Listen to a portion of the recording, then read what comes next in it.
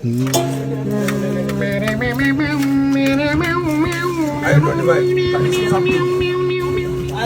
बात नहीं, कोई बात नहीं। इसमें लक्ष्मी है, ये मेरा लक्ष्मी है ना, तो इसमें जितना सब्जी लगेगा पैसा वो मेरे लिए गुड लक है, गुड लक है।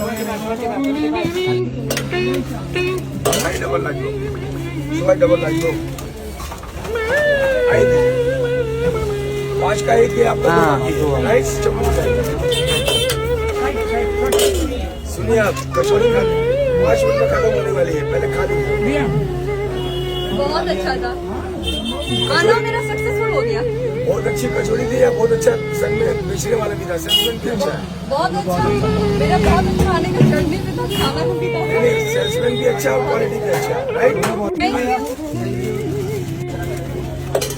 राजभोग, राजभोग, मतलब समझ जाएंगे।